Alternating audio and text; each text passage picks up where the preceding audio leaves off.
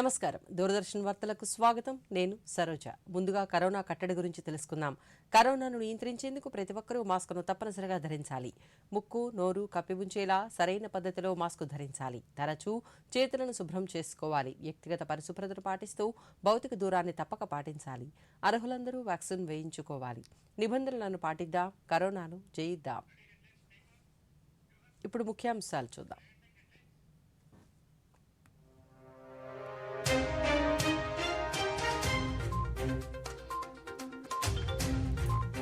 భారత 15వ రాష్ట్రపతిగా బాధ్యతలు స్వీకరించిన ద్రౌపది ముర్ము రాబోయే 25 ఏళ్ల అమృత కాలానికి నిర్దేశిత లక్ష్యాలతో ముందుకు సాగాలన్న రాష్ట్రపతి ప్రతి వర్గానికి సమాన అవకాశాలు కల్పిస్తూ సామాజిక న్యాయం దిశగా దేశం ముందుకు వెళుతోందన్న ప్రధాని దివంగత నాయకులు హర్మోహన్ సింగ్ యాదవ్ వర్ధంతి సందర్భంగా వీడియో కాన్ఫరెన్స్ ద్వారా ప్రసంగించిన మోదీ ఆదాయం సమకూరుస్తున్న శాఖలపై ముఖ్యమంత్రి సమీక్ష ఆదాయ వనరులపై పారదర్శకతతో వ్యవహరించాలన్న జగన్ రేషన్ షాపులను మూసివేయనున్నట్లు వస్తున్న వార్తలు అవాస్తవం రాష్ట్రంలో ఒక్క రేషన్ కార్డును కూడా తొలగించలేదు వెల్లడించిన మంత్రులు బొత్స సత్యనారాయణ కారుమూరి నాగేశ్వరరావు అంబేద్కర్ కోనసీమ జిల్లాలో రేపు పర్యటించనున్న ముఖ్యమంత్రి గోదావరి వరద ప్రభావిత ప్రాంతాలలో పర్యటించి బాధితులతో సమావేశం కానున్న జగన్ వివరాలు చూద్దాం దేశ అత్యున్నత పీఠంపై తొలి ఆదివాసీ మహిళ ఆసీనులయ్యారు 15వ రాష్ట్రపతిగా ద్రౌపది ముర్ము నేడు బాధ్యతలు స్వీకరించారు పార్లమెంటు సెంట్రల్ హాలులో ఉదయం 10:15 భారత ప్రధాన న్యాయమూర్తి జస్టిస్ ఎన్వి రమణ ఆమెతో ప్రమాణం చేయించారు సంప్రదాయ సంతాలి చీరలో ఆమె ప్రథమ పౌరురాలిగా ప్రమాణ స్వీకారం చేశారు ఈ వేడుకలో ఉపరాష్ట్రపతి వెంకయ్యనాయుడు ప్రధానమంత్రి నరేంద్ర మోదీ లోక్సభ స్పీకర్ ఓం బిర్లా పలువురు కేంద్ర మంత్రులు గవర్నర్లు ముఖ్యమంత్రులు ఎంపీలు దౌత్య కార్యాలయాల ప్రతినిధులు ఉన్నతాధికారులు పాల్గొన్నారు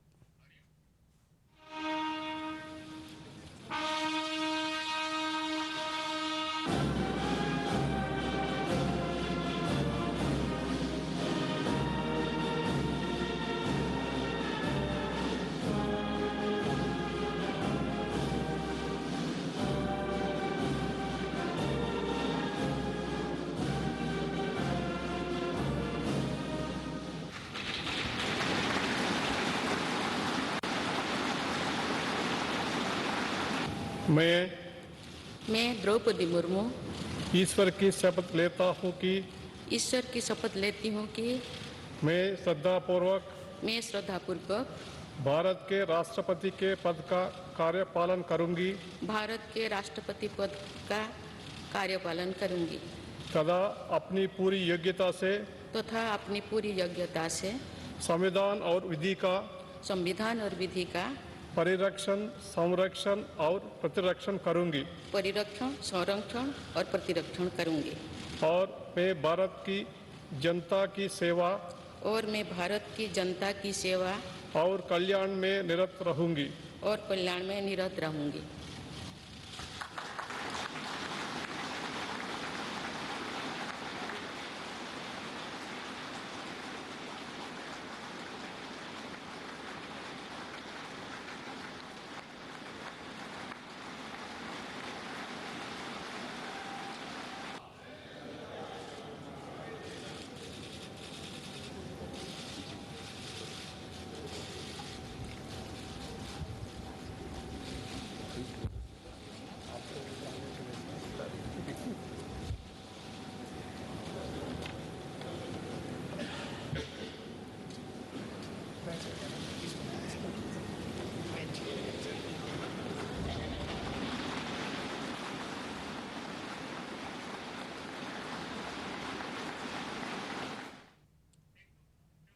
దేశ ప్రజలు తనపై ఉంచిన విశ్వాసాన్ని నిలబెట్టుకుంటానని నూతన రాష్ట్రపతి ద్రౌపది ముర్ము అన్నారు పార్లమెంటు సెంట్రల్ హాలులో ప్రమాణ స్వీకారం అనంతరం ఆమె జాతిని ఉద్దేశించి మాట్లాడుతూ దేశ అత్యున్నత పదవికి ఎన్నుకున్నందుకు ప్రజలకు ధన్యవాదాలు తెలియజేశారు ఆజాదీ కా అమృత్ మహోత్సవ్ ఉత్సవాల వేళ రాష్ట్రపతిగా బాధ్యతలు చేపట్టడం సంతోషంగా ఉందన్నారు ఒడిశాలోని ఓ మారుమూల ఆదివాసీ గ్రామంలోని పేద కుటుంబం నుంచి వచ్చి దేశ అత్యున్నత పదవి చేపట్టడం గౌరవంగా భావిస్తున్నట్లు తెలిపారు ఇది తన వ్యక్తిగత విజయం మాత్రమే కాదన్న ముర్ము దేశ పేద ప్రజలందరికీ దక్కిన విజయంగా పేర్కొన్నారు దేశంలో వెనుకబడిన వర్గాల అభ్యున్నతి కోసం కృషి చేస్తారని తెలిపారు. అందరి సహకారంతో దేశ ఉజ్వల భవిష్యత్ కోసం కర్తవ్యాన్ని నిర్వహిస్తానన్నారు. స్వాతంత్ర్య సమరయోధుల ఆశయాలు నెరవేర్చేందుకు రాబోయే 25 ఏళ్ల అమృత కాలంలో నిర్దేశిత లక్ష్యాలతో ముందుకు సాగాలి అన్నారు.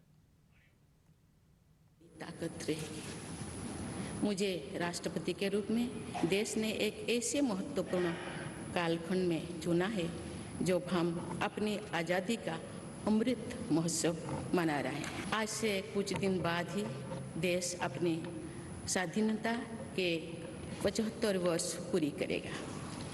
ये भी एक संयोग है कि जब देश अपनी आज़ादी के 50वें वर्ष का पर्व मना रहा था तभी मेरे राजनीतिक जीवन की शुरुआत हुई थी।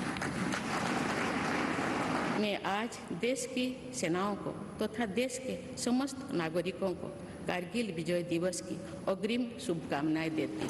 मैंने अपनी जीवन यात्रा पूर्वी भारत में ओडिशा के एक छोटे से आदिवासी गांव से शुरू की थी। मैं जिस पृष्ठभूमि से आती हूँ वहाँ मेरे लिए प्रारंभिक शिक्षा प्राप्त करना भी एक सपने जैसा ही था, लेकिन अनेक बाधाओं के बावजूद मेरा संकल्प दृढ़ रहा और मैं कॉलेज जाने वाली अपने गांव की पहली बेटी थी। मैं जनजातीय समाज से हूँ और वार्ड काउंसिलर से लेकर भारत की राष्ट्रपति बनने तक का अवसर मुझे मिला है। ये लोकतंत्र की जननी भारतवर्ष की महानता है। ये हमारे लोकतंत्र की ही शक्ति है कि उसमें एक गरीब घर के पैदा होने बेटी, दूर सुदूर आदिवासी क्षेत्र में पैदा हुई बेटी भारत के सर्वोच्च संवैधानिक पद तक पहुंच सकती है। राष्ट्रपति के पद पहुंचना मेरी व्यक्तिगत उपलब्धि नहीं है, ये भारत की प्रत्येक गरीब की उपलब्धि है। का निर्वाचन इस बात का सबूत है कि भारत में गरीब सपने भी देख सकता है और उन्हें पूरा भी कर सकता है। और ये मेरे लिए बहुत संतोष की बात है कि जो सदियों से वंचित रहे, जो जीवन विकास के लाभ से दूर रहे, वे गरीब, दलित, पिछड़े तथा आदिवासी मुझे ये अपना प्रतिबिंब देख सकते हैं। देवियों और स्वजन, मैंने अपने अब तक के जीवन में जौन सेवा में ही जीवन की सार्थकता को अनुभव किया है। श्री जगन्नाथ क्षेत्र के एक प्रख्यात कवि भीम भोई जी की कविता की एक पंक्ति है, मो जीवन पचे नर के पड़ी था जगत उद्धार। अपने जीवन के हित और हित से बड़ा जगत कल्याण के लिए कार्य करना होता है। हम सभी एकजुट होकर समर्पित भाव से कर्तव्य पथ पर आगे बढ़े तथा वैभवशाली व आत्मनिर्भर भारत का निर्माण करें। धन्यवाद। जय हिंद, जय।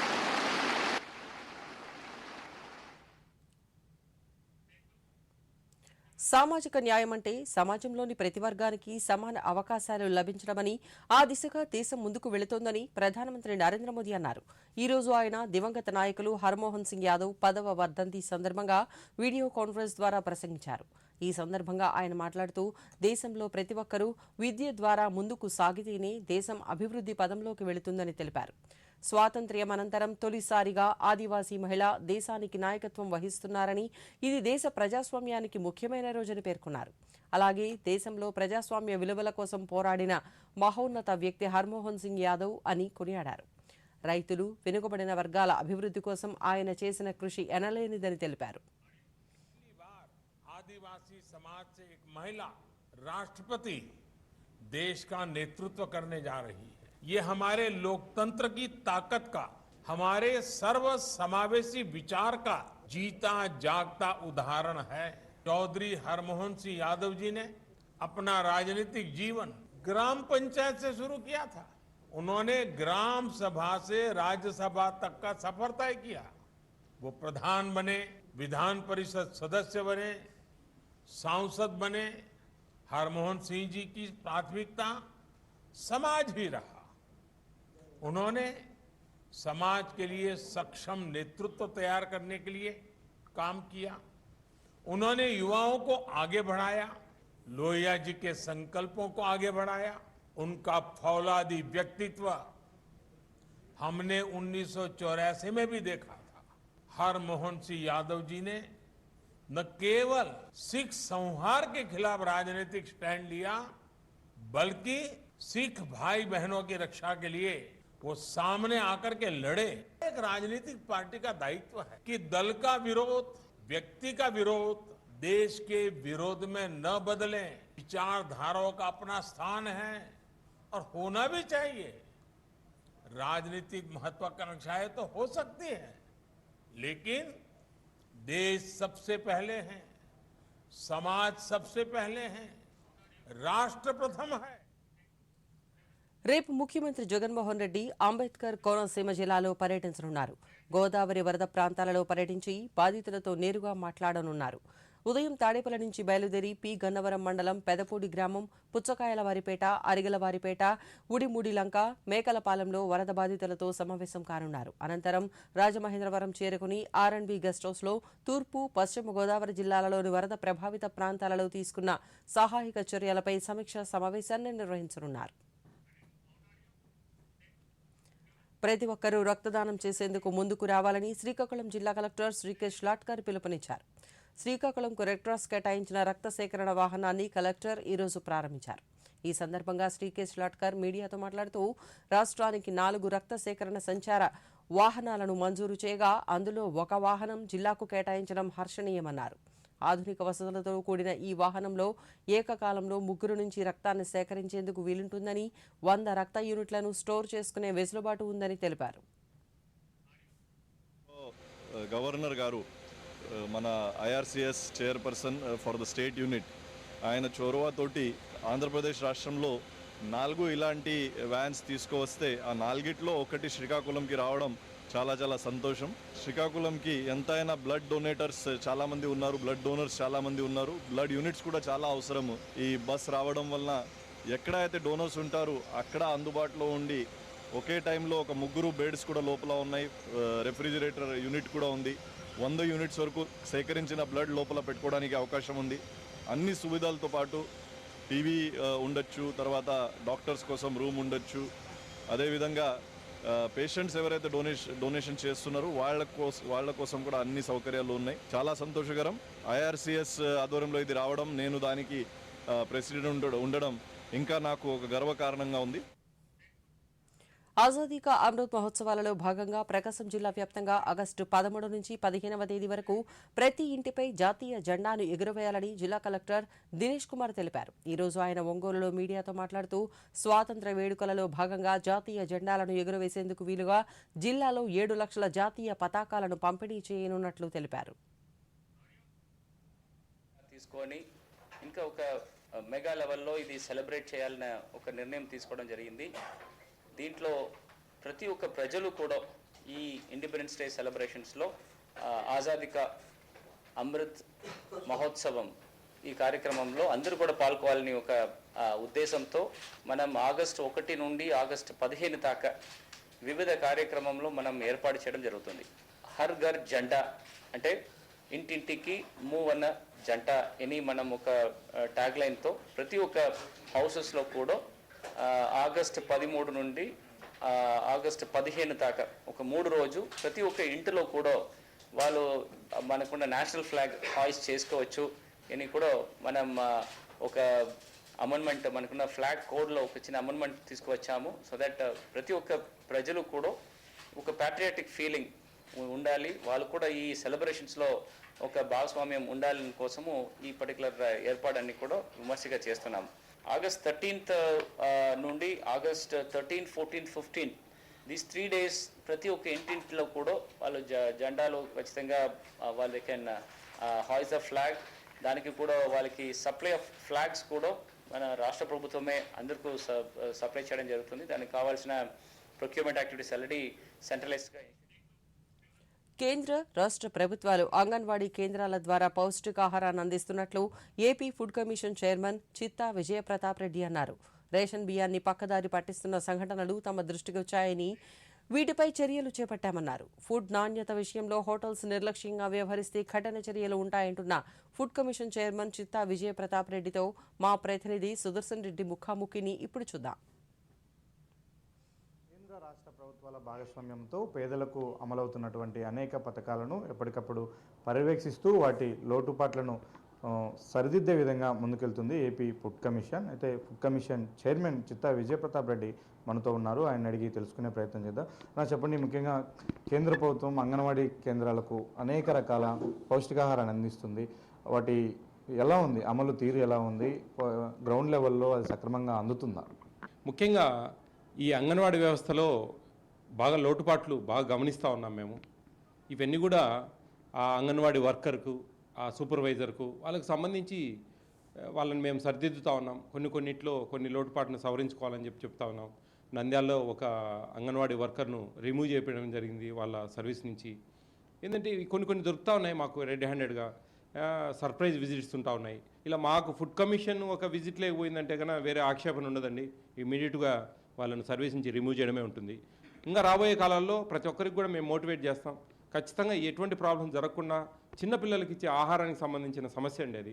దాంట్లో సంపాయాలనే ఆలోచన ఎవరు కూడా ఉండకూడదని మనస్ఫూర్తిగా ప్రతి ఒక్కరిని ఆంధ్రప్రదేశ్లో ఈ ఐసిడిఎస్ సంబంధించిన ఎంప్లాయీస్ అందరినీ కూడా ప్రత్యేకంగా కోరుకుంటా ఉన్నాం. పౌర సరఫరాల శాఖకు సంబంధించి పేదలకు కేంద్రం, రాష్ట్రం కూడా బియ్యం పంపిణీ చేస్తుంది.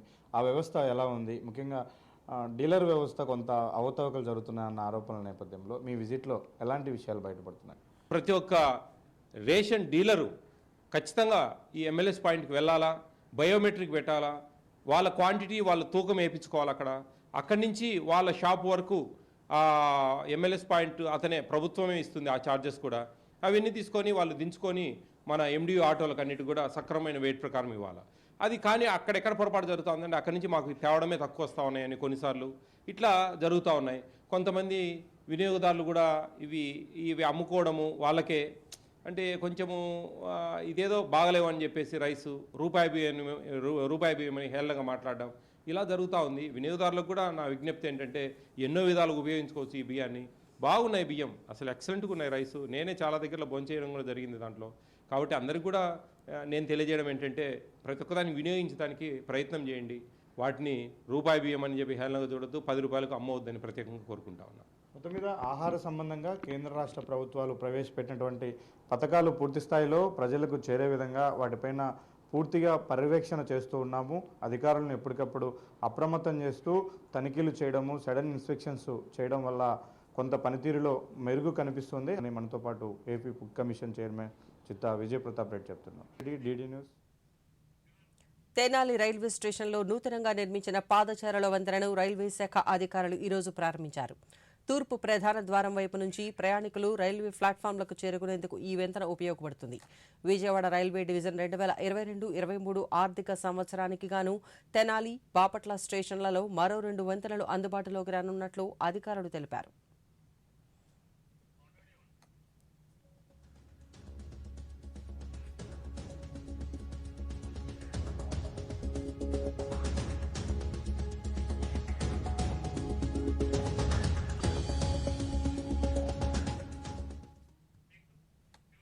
ఆదాయ వనరులపై పారదర్శకతతో న్యాయపరమైన వివాదాలకు ఆస్కారం లేకుండా తగిన చర్యలు తీసుకోవాలని ముఖ్యమంత్రి జగన్మోహన్ రెడ్డి తెలిపారు. తాడేపల్లిలోని క్యాంపు కార్యాలయంలో రాష్ట్రానికి ఆదాయం సమకూరుస్తున్న శాఖలపై ముఖ్యమంత్రి సమీక్షా సమావేశాన్ని నిర్వహించారు.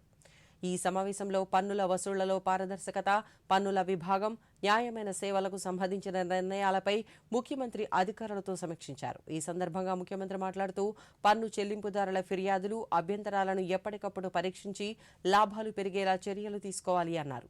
నకిలీ బిల్లులు, పన్నుల ఎగవేతకు అవకాశం లేకుండా విధానాలను రూపొందించాలని, ఇందుకోసం అత్యాధునిక సాంకేతిక పరిజ్ఞానాన్ని వినియోగించుకోవాలని ముఖ్యమంత్రి సూచించారు.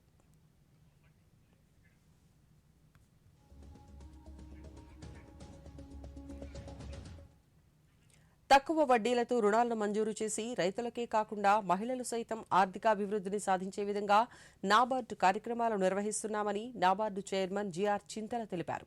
ఈ రోజు ఆయన గుంటూరులో చైతన్య గోదావరి గ్రామీణ బ్యాంక్ ఆధ్వర్యంలో నిర్వహించిన వ్యవసాయం గతం భవిష్యత్ కార్యక్రమంలో మాట్లాడుతూ రైతులకు సరైన గిట్టుబాటు ధర నిర్ణయిస్తామని, వ్యవసాయమే కాకుండా గృహిణులకు చేతివృత్తి పనులపై శిక్షణ తరగతులు నిర్వహించి తక్కువ వడ్డీతో రుణాలను మంజూరు చేస్తున్నామన్నారు. భవిష్యత్ అని పెట్టారు. అదే మనం ఇంకా మనం అర్థమయ్యేదాల్సింటే నాడు నేడు రేపు ఆ టైప్లో వ్యవసాయం. దీని బేసిస్ మీద ఇవాళ ఇక్కడ సుమారుగా 1500 మంది రైతులు రావటం చూస్తే కనుక రైతుల్లో కొత్తదనం తీసుకుంటానికి ఎంత ఉత్సాహం ఉందనేది ఇప్పుడు తెలుసుకోవాలి. ప్రతి వాళ్ళకి ఏదో ఒకటి చేయాలని, ఎందుకంటే ఇవాళ వ్యవసాయం అనేది ఎంతో ప్రొడక్టివిటీ అన్నీ ఉన్నా కూడా రైతుకి గిట్టుబాటు ఉందా లేదా అనే దాని మీద ఎప్పటికప్పుడు చర్చ జరుగుతాం. కాబట్టి అంటే రైతుకు గిట్టుబాటు కనుక చేయాలంటే సమగ్ర వ్యవసాయ విధానం, అట్లాగే regenerative agriculture, natural farming, next వీటన్నిటికీ integration with other activities in the village, అట్లాగే రైతు కుటుంబాల్లో ఉన్న మహిళలకు వచ్చేటప్పటికి సెల్ఫ్ హెల్ప్ గ్రూప్స్ కానీ లేదంటే వేరే ఇది కానీ ఇవన్నీ చేయటం అనేది చాలా ఎసెన్షియల్. ఈ లాస్ట్ 75 ఏళ్ళలో ఎంతో ప్రగతి సాధించాం. కానీ రైతుకు వచ్చేటప్పుడు ఇవాళ కొన్నిసార్లు నిరాశ నిస్పృహలో ఉన్నట్టున్నాడు. కాబట్టి రైతు ఇలాగే సమగ్ర వ్యవసాయాలు ఇవన్నీ చేసుకుంటే చాలా ఉపయోగం. అట్లాగే వాళ్ళు ఎఫ్పిఓల రూపంలో ఫామ్ అయ్యి అంటే ఒక సంఘటితమైతే కనుక వాళ్ళకు వచ్చేది చాలా గొప్పగా వ్యవసాయంలో ఆదాయం వస్తుంది. ఎందుకంటే మేము ఒక ఇంటర్నల్ స్టడీ కండక్ట్ చేస్తే చెప్పిందంటే ఎక్కడ చూసినా కూడా 40 నుంచి 60% ఈ గ్రూపుల్లో వచ్చిన వాళ్ళకి అంటే ఎఫ్పిఓస్ వచ్చిన వాళ్ళకి బాగా. పార్లమెంటు వర్షాకాల సమావేశాలలో భాగంగా లోక్సభలో ఈరోజు కూడా వాయిదాల పర్వం కొనసాగింది. ఈ ఉదయం స్పీకర్ ఓం బిర్లా అధ్యక్షతన సభ ప్రారంభం కాగానే ప్రశ్నోత్తరాలు ప్రారంభించగా సభలో సభ్యులు ప్లకార్డులతో వెల్లోకి దూసుకొచ్చారు. సభ్యులు నిబంధనల ప్రకారం నడుచుకోవాలని స్పీకర్ ఓం బిర్లా సూచించినప్పటికీ వారు వినకపోవడంతో సభను తొలుత మధ్యాహ్నం 3 గంటల వరకు వాయిదా వేశారు. అనంతరం తిరిగి సభ ప్రారంభమైనప్పటికీ విపక్ష సభ్యులు తమ ఆందోళనలను కొనసాగిస్తుండటంతో సభను రేపటికి వాయిదా వేస్తున్నట్లు స్పీకర్ ప్రకటించారు. मैं अंतिम बार कह रहा हूं, उसको सदन की कार्रवाई का हिस्सा नहीं बनने देंगे. आप सहृदयता मत समझिए. ये देश का लोकतंत्र का मंदिर है. यहाँ की मर्यादा रखना आप सबकी जिम्मेदारी है. लोकतंत्र के अंदर जितनी सदन की मर्यादा रखेंगे उतना ही सदन के प्रति और आपके प्रति लोगों का विश्वास बढ़ेगा. పార్లమెంటు వర్షాకాల సమావేశాలలో భాగంగా రాజ్యసభలో ఈరోజు కూడా వాయిదాల పర్వం కొనసాగింది. ఈ ఉదయం ఉపసభాపతి ఎం వెంకయ్యనాయుడు అధ్యక్షతన నూతనంగా ఎన్నికైన సభ్యులతో ప్రమాణ స్వీకారం చేయించారు. అనంతరం విపక్షాలు ఆందోళనలు చేయడంతో సభలో గందరగోళం నెలకొంది. ప్రభుత్వం అన్ని అంశాలపై చర్చలకు సిద్ధంగా ఉన్నప్పటికీ విపక్షాలు చర్చలు జరపకుండా అడ్డుపడుతున్నాయని కేంద్ర మంత్రి పీయూష్ గోయల్ అన్నారు. అయినప్పటికీ విపక్ష సభ్యులు ఆందోళనలు చేయడంతో సభను మధ్యాహ్నం 3 గంటల వరకు వాయిదా వేస్తున్నట్లు ప్రకటించారు. వాయిదాల అనంతరం ప్రారంభమైన సభలో విపక్ష సభ్యులలో ఎటువంటి మార్పు లేకపోవడంతో సభను రేపటికి వాయిదా వేశారు.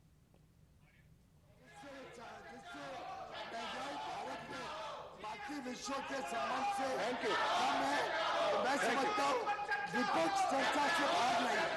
विपक्षी राज्यों ने पेट्रोल पे आज तक डीजल पेट्रोल पे कम नहीं किया टैक्स. चर्चा तो ये लोग बात है, सरकार चर्चा चाहती है. विपक्ष पे मैं आरोप लगाता हूँ कि विपक्ष चर्चा से. ప్రతికూల వాతావరణ పరిస్థితుల దృష్ట్యా అమర్నాథ్ యాత్రను తాత్కాలికంగా నిలిపివేస్తున్నట్లు అమర్నాథ్ బోర్డు తెలిపింది. అమర్నాథ్ గృహ చుట్టూ ఉన్న బల్తాల్, పహల్గామ్లతో పాటు బేస్ క్యాంప్ వద్ద నిరంతరం వర్షాలు కురుస్తుండటంతో యాత్రకు పరిస్థితులు అనుకూలంగా లేవని తెలిపింది. వాతావరణ పరిస్థితులు మెరుగుపడిన అనంతరం యాత్రకు వెళ్లేందుకు అనుమతించనున్నట్లు వెల్లడించింది.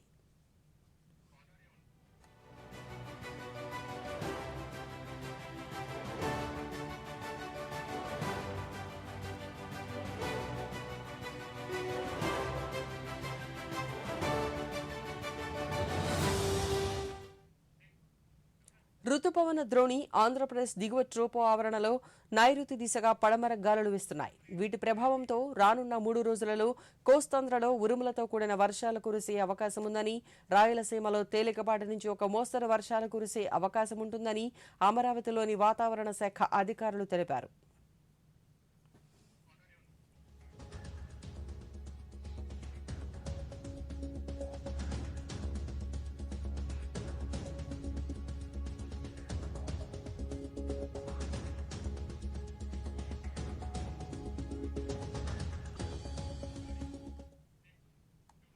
ప్రధానమంత్రి నరేంద్ర మోదీ తన మనసులోని భావాలను దేశ ప్రజలతో పంచుకునే మన్ కీ బాత్ 91వ సంచిక ఈ నెల 31వ తేదీ ఆదివారం ప్రసారమవుతుంది. మన్ కీ బాత్ కార్యక్రమానికి ప్రజలు తమ సూచనలు, సలహాలను అందించాలని ప్రధాని కోరారు. ప్రజలు తమ స్వర సందేశాలను 1800117800 నెంబరుకు ఈ నెల 28వ తేదీ సాయంత్రం వరకు పంపవచ్చు. అలాగే www.mygov.in వెబ్సైట్ ద్వారా కానీ 1922 నెంబర్కు మిస్డ్ కాల్ ఇవ్వడం ద్వారా తిరిగి మన మొబైల్కు వచ్చే సంక్షిప్త సందేశంలోని లింక్ ద్వారా కూడా అభిప్రాయాలను తెలియజేయవచ్చు. ఆకాశవాణి సమన్వయంతో దూరదర్శన్ ఛానళ్లు మన్ కీ బాత్ కార్యక్రమాన్ని ప్రసారం చేస్తాయి. ఈ కార్యక్రమ తెలుగు అనువాదం వెనువెంటనే దూరదర్శన్ సప్తగిరి, యాదగిరిలలో ప్రసారమవుతుంది.